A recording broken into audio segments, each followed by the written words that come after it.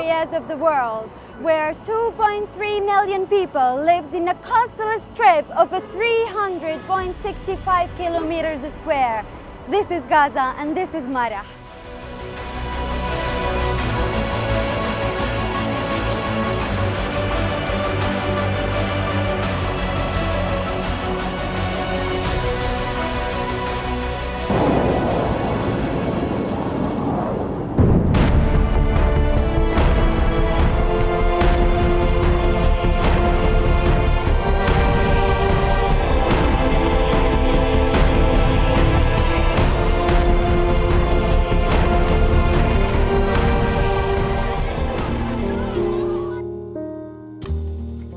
Today we will talk about the blockade. If you don't know, Gaza has the longest and the most barbaric in human history blockade by Israel. Israel closed all the crossings of Gaza except for Erez and Karem Abu Salim, and started to use them as a chip to tighten the grip of the Palestinian people in Gaza.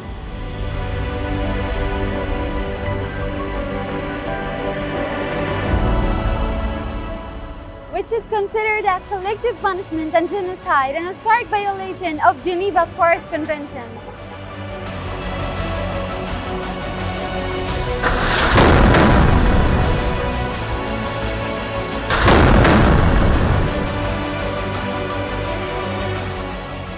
Gaza has been subjected to 4 major aggressions during the span of 15 years of a blockade, and of course many rounds of escalation.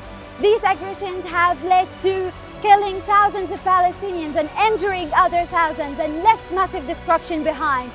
The latest of these aggressions was in May 2021, when 250 Palestinians were killed. This aggression lasted for 11 days and caused massive destruction in the social and economic sector that caused $3.882 billion lost.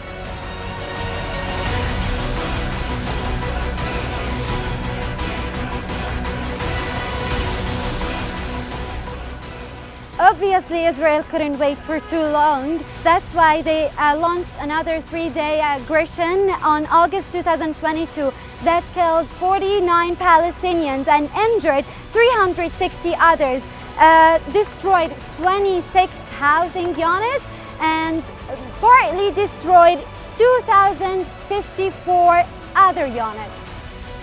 Gaza Strip has 707 schools, private, public, and Norva schools. 60% of them operate 2-shift systems, and many operate as a 3-shift system. Gaza still needs 20 schools due to the natural increase of students, which is estimated of 15,000 students annually.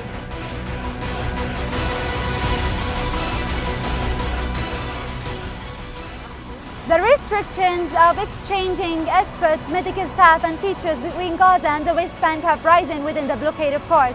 And the blockade itself restricts academics from having higher education or attending specialized trainings, which actually directly impacts the human resources here in Gaza.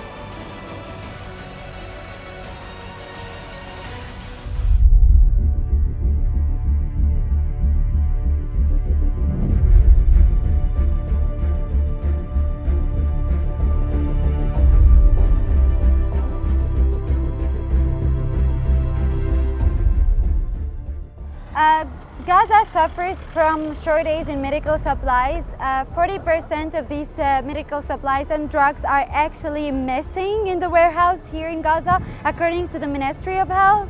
And we're lacking a sufficient number of hospitals, and actually we're lacking beds. We're having 1.3 beds for each 1,000 people.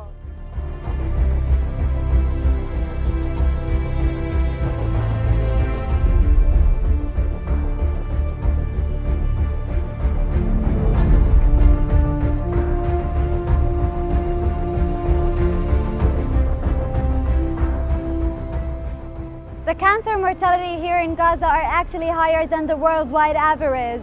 1,800 cancer cases are recorded annually here in Gaza. And of course, we lack the medical equipment.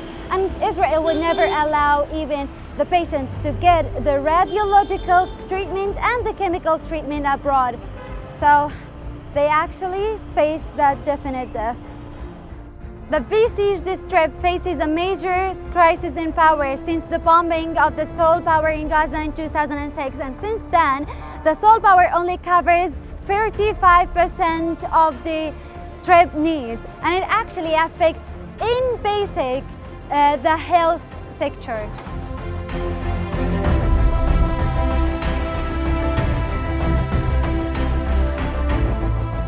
The crisis have aggravated since the last aggression on Gaza in May 2022, when Israel destroyed 31 electrical transformers and 9 major lines and 79,000 cables. The lack of job opportunities and food security has caused many social ills and problems. The siege and the repeated aggressions on Gaza have caused Palestinians to suffer from trauma, stress, and psychological problems. And the repeated aggressions has led many people to attempt illegal immigrations. 60,000 of young people have chosen to leave the Strip in a search for a better life, and some of young people have chosen to commit suicide due to the crisis we live. The natural communications between families in Gaza, Jerusalem, and the West Bank and the occupied Palestine have reduced since 2000. Young people in Gaza need your help. We have actually many talented and gifted people, but due to poverty and the unemployment rate, which have risen to 70.1 among young graduates, they don't actually have any other choices.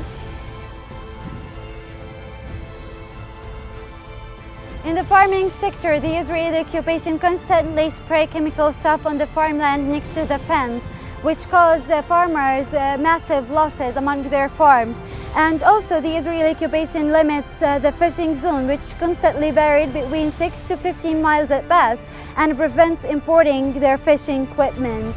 And moreover, the daily assaults of the farmers and the fishermen, and when it's daily, that doesn't make it pattern. The international community considers Gaza as a human crisis that needs a relief effort, and since 2014 the international efforts didn't have any actually real sustainable development towards lifting the siege on Gaza.